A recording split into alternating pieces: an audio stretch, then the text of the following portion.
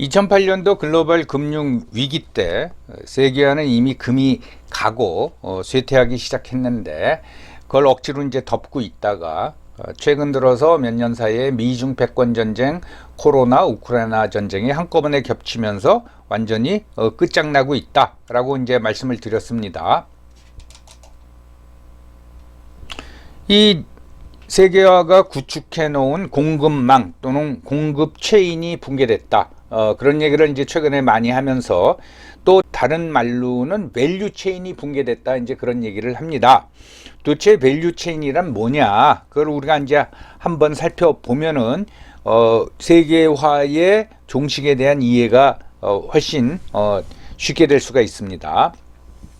공급망이라고도 부르고 공급 체인이라고도 부르는데 그 촘촘히 얽혀진 그 공급 체인을 의미를 강조하기 위해서 좀 더 포괄적으로 밸류 체인이라는 하여튼 멋있는 용어가 등장이 했습니다. 가치 사슬이라고도 하죠. 제품을 생산하기 위해서 제조 공정을 아주 세분화해서 사슬처럼 엮여놨다 이거죠. 그 단계마다 가치가 창출이 된다. 그래서 이제 밸류 체인이라고 얘기하는 겁니다.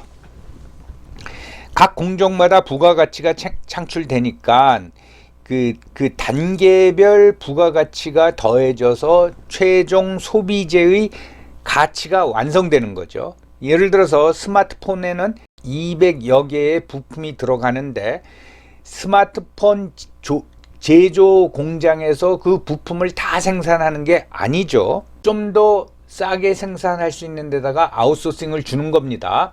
말씀을 드리자면 애플이 스마트폰을 중국에서 생산한다 그러면은 렌즈는 라이카 걸 써라, 스피커는 어디 걸 써라, 그 다음에 그 프로세서는 삼성 걸 써라 하면서 다 가져다가 중국 공장에서는 부품 조립만 하는 겁니다. 그래서 이건 좀 오래된 통계인데 예를 들어서 그렇게 조립된 거를 미국 시장에다가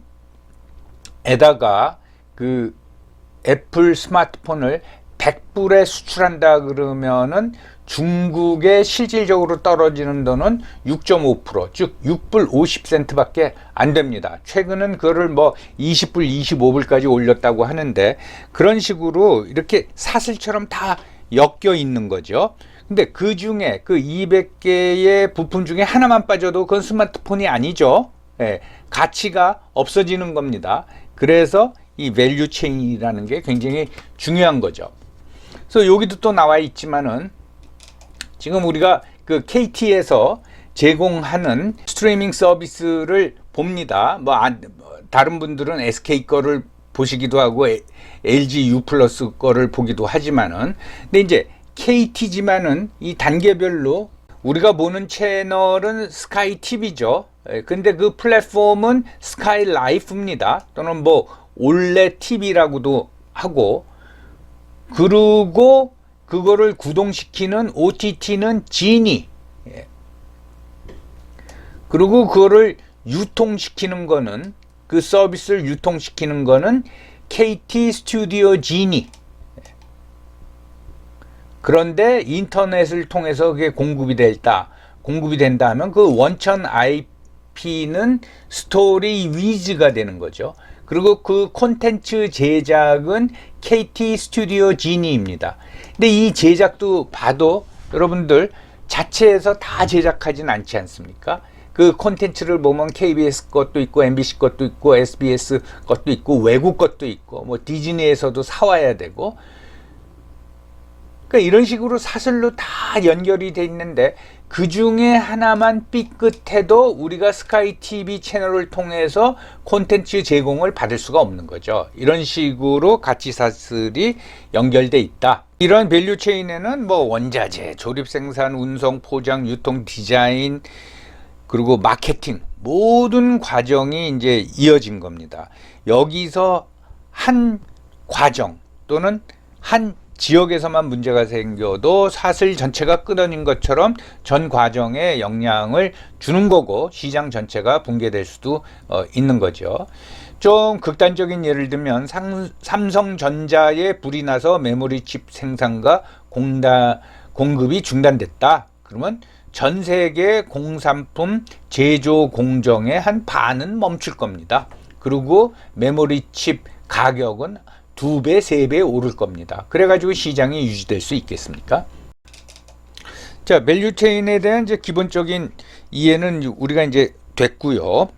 코로나19에 따른 공급망 붕괴 과정과 영향, 이거 아주 굉장히 간단하게 이제 설명하고 있는데, 원자재 공급 기업은 코로나19 확산, 그래서 공장을 폐쇄합니다. 심지어 국가도 봉쇄하고요. 그럼 원자재 가격이 상승하죠.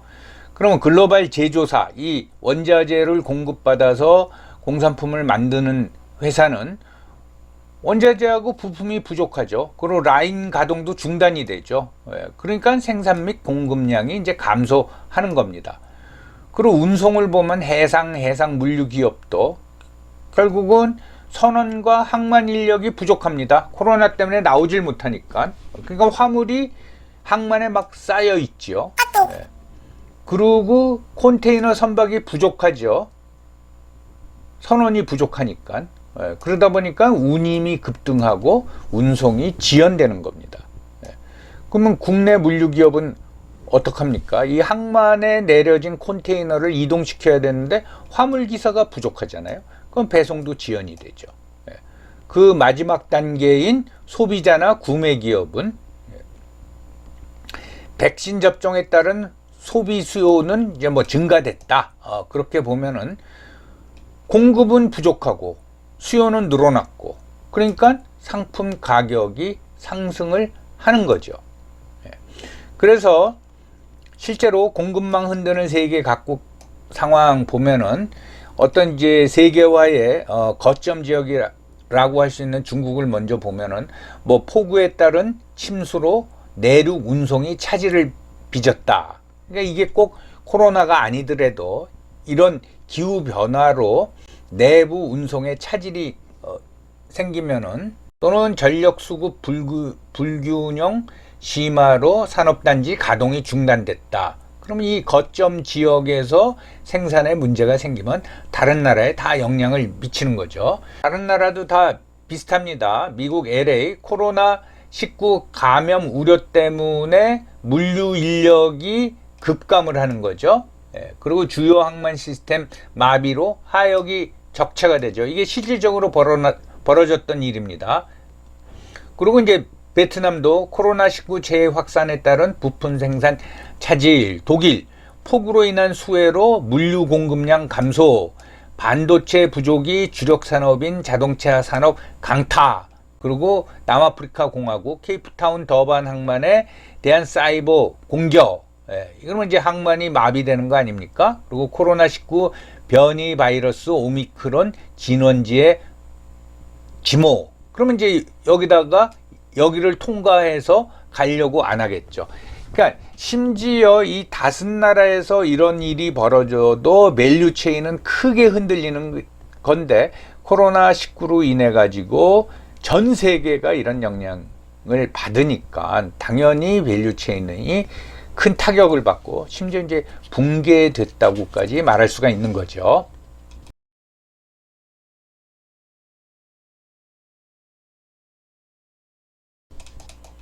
뭐 하여튼 들어보니까 세계화가 크게 흔들리고 있고, 뭐 김로벨 TV 말대로 붕괴됐다고 치자. 그러면 앞으로 어떻게 되는 거냐?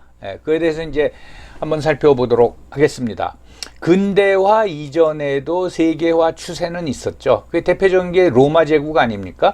로마가 자기네의 지배 영토를 넓혀 가면은 어떻게 됩니까? 단일 화폐를 쓰죠. 그 다음에 단일 세율을 적용하겠죠. 그 다음에 물류를 방해하는 해적, 산적 또는 외부 침입자를 로마 제국이 막아서 어떤 유통망을 보호해 주겠죠. 이게 이제 초기 형태의 세계화라고 할 수 있는 거죠. 그래서 팍스 로마나, 로마에 의한 평화가 유지가 됐다. 그리고 이제 로마 시 자체는 엄청난 풍요를 누리는 거죠.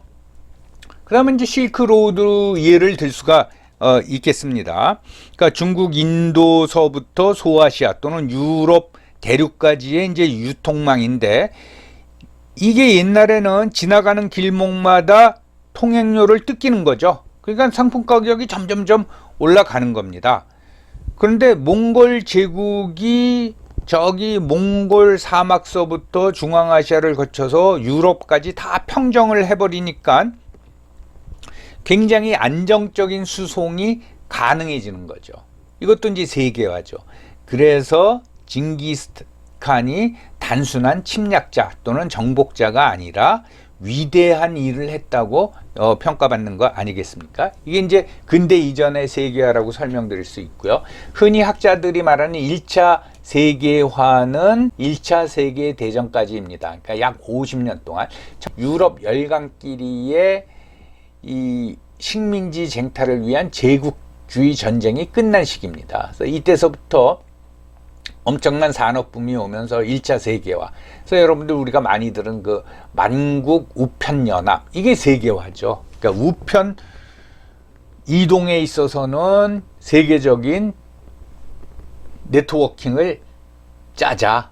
여기 이제 우리 조선도 가입한 거 아닙니까? 이게 바로 이제 세계화입니다. 그러다가 전쟁이 일어나면서 세계화가 후퇴가 되지요. 그래서 서로 자기 나라 산업을 보호하기 위해서 보호무역, 또 관세 인상, 비관세 장벽을 치고 이러면서 세계화가 크게 후퇴했다가 2차 세계화가 2차 세계대전 끝나고 그리고 사회주의권 붕괴까지 지속이 됩니다. 이거는 뭐 세계 질서의 변화에서 여러분들한테 이제 설명을 드렸죠. 소위 말해서 이제 가트 체제가 유지가 됐는데 이 2차 세계화를 좀 더 심화시킨 지금 인류 역사상 거의 완벽한 세계화를 이룩한 게 3차 세계화. 그러니까 사회주의권이 붕괴돼서 사회주의권마저 자유시장 경제에 합류를 한 1990년대서부터 2008년 글로벌 금융 위기까지를 3차 세계화라고 하겠습니다. 이 3차 세계화는 이전 어느 시기보다도 완벽한 가치 사슬을 구축을 한 거죠. 그 기간 동안에 세계의 제조 공장이라는 중국이 등장을 해서 엄청나게 싼 공산품을 제공해 준 겁니다. 그로 인해서 풍요와 번영은 영원할 것 같다라는 기대감을 많은 사람들이 갖게 되고, 또 이러한 기대감을 충족시키기 위해서 국가 또는 정부가 노력을 한 거죠. 그래서 저금리를 유지해 주고, 그러다 보니까 버블이 쌓이고 탐욕도 같이 커지게 된 겁니다. 그런데 2008년부터 이 세계화가 금이 가고 있다. 이게 이제 확실해진 겁니다. 물론 지금 이제 위기라고 하더라도 막연한 기대감이 있죠. 뭐냐면 이제 기술의 발전이 이걸 극복할 것이다. 또는 각국 정부가 이걸 극복할 수 있는 대책을 내놓을 것이다. 인간은 똑똑하다. 이런 이제 기대감을 가지고 있습니다. 그래서 과거의 경험으로부터 위기를 헤쳐나갈 어떤 지혜를 쌓았다. 그런 이제 기대를 하는데, 그렇게 현명한 인간이 두 차례에 걸쳐서 헬리콥터 머니를 뿌립니까? 그리고 기술의 발전이 이걸 극복할 것이다. 이게 이제 기술 과신론 또는 기술 맹신주의인데, 기술의 발전은 물론 편의와 풍요를 가져온 건 사실입니다. 그것이 경기 침체를 막을 수 있느냐? 그렇진 않죠. 여러분, 1920년 1차 세계대전이 끝나고 1920년 미국 포드 자동차가 그 유명한 모델 T 승용차를 출시하죠. 이게 생산 공정의 획기적인 개혁으로 인해 가지고 당시 그 일반적인 승용차가 대당 2,000불 내지 3,000불 했는데 모델 T는 850불 수준이었습니다. 이로 인해서 미국 대중의 자동차 소유, 즉 자동차의 대중화가 온 겁니다. 센세이션이었죠. 그런데 모델 T가 나오고 불과 9년 후에 대공황을 맞습니다. 기술의 발전이 인류를 편하게 해주지만은 그거하고 경기 침체 방지하고는 상관이 없다라는 얘기입니다. 여러분 1929년에 흔히 발생했다고 우리가 알고 있는 대공황이 그 이전 수준으로 경제를 회복한 거는 2차 세계대전이 끝난 후입니다. 비슷한 예로 휴대폰이 1988년에 우리나라에 처음 서비스 됐을 적에 그 벽돌폰이라고 불렀죠. 그거 한 대당 가격이 400만 원이었습니다. 400만 원이면 서울 주변의 전셋값 수준이었고 가입자가 784명이었다고 합니다. 현재 국내 그 휴대폰 번호만 6,500만 개입니다. 그러니까 뭐 2개씩 가지고 있는 사람들도 이제 많은 거죠. 1988년 때보다 지금의 스마트폰이 성능은 100배 좋아지고 기능은 100배가 많아졌을 겁니다. 예. 그거 지금 어린애까지 다 가지고 있죠. 그런 풍요를 누리고 있죠. 그렇지만 그러한 기술의 발전이 경제의 침체를 막을 수는 없는 거죠. 왜 이렇게 됐느냐? 다시 말씀드리면 부채 때문입니다. 우리는 빚으로 살고 있죠. 우리가 살아가면서 가장 큰 지출을 하는 게 뭡니까? 첫째는 주택, 그 다음에 이제 자동차죠. 근데 주택하고 자동차 현금 주고 사는 사람이 몇 명이나 됩니까? 100에 하나도 안 될 겁니다. 다 빚으로 살아가는 거죠. 예. 그러면은 이제 그런 지적을 하면 그게 바로 신용사회 아니냐 하면서 뿌듯해 하는데 사실 이게 신용이라기보다는 정부와 금융기관이 이걸 부추기는 거죠. 예. 신용은 신뢰의 바탕을 둔 거예요. 은행이 망하는데 무슨 예금자하고 은행 사이에 무슨 신뢰가 있습니까? 이제 신뢰도 무너져 버리고 있는 겁니다. 그러니까 이제 뱅크런이 일어나고 있는 거죠. 그래서 이러한 밸류 체인이 이제 새로 형성이 돼야 되는데 그 모습이 어떻게 될 것이냐. 지금으로서 많은 학자들은 이제 블록화 된다고 그러죠. 믿을 만한 사람끼리 밸류 체인을 형성하자. 그러면은 우리나라 같은 경우엔 중국이 더 믿을 만하냐, 미국이 더 믿을 만하냐, 이거를 이제 결정해야겠죠. 그 믿을 만한 국가끼리 밸류 체인을 형성할 것이다. 그래서 생산 가격이 조금 올라가고 소비자 가격이 올라가도 그걸 감내하는 게 낫지. 이런 엄청난 일이 뻥 터졌을 적에 외국에다가 뭐 마스크하고 산소호흡기 의존하고 있었는데 국내에는 막상 보니까 한 대도 생산 안 되더라. 이래선 곤란하겠다. 이제 그런 의식을 하게 됐다라는 거죠. 그러한 새로운 가치 사슬의 형성이 언제쯤 될 것이냐. 그거는 참 예측하기가 힘든데, 근데 이제 미국에서 베스트셀러, 세계화의 종식과 관련한 책 베스트셀러 소울드 아웃을 쓴 그 제임스 리카즈에 의하면 적어도 10년이 걸릴 것이다. 그렇게 얘기를 했습니다. 그 다음에 저도 한번 말씀드렸지만은 이 새로운 가치 사슬의 형성은 우크라이나 전쟁이 끝나야지 본격적으로 시작이 되고 또 우크라이나 전쟁이 어떻게 끝나냐에 따라서 그 가치 사슬 형성의 방향이 결정된다고 하겠습니다. 참고로 최근의 변화하고 관련된 세계화를 중심으로 살펴볼 적에 좋은 책들이 많이 나와 있는데 그 중에 3권을 소개하고자 합니다. 먼저 세계화의 종말과 새로운 시작 해가지고 이제 이거 마크 레빈슨이 쓴 거고, 그 다음에 제임스 리카즈의 Sold Out. 이 제목 Sold Out이 뭔가 하면은 다 팔렸다 이거 아닙니까? 인플레이션이 심해지고 공급망이 완전히 붕괴돼 버리면, 밸류체인이 지금 같은 밸류체인이 붕괴돼 버리면 우리가 마트에 갔을 적에 선반에 아무것도 없다라는 거예요. 공급도 안 되고 값도 너무 비싸서. 그거를 제임스 리카즈는 sold out이라고 표현을 했습니다. 그 다음에 스콧 갤러웨이의 표류하는 세계. 미국에 대해서 굉장히 이제 비판적으로 얘기를 했는데 이렇게 이제 부닥칠 수밖에 없다라는 겁니다.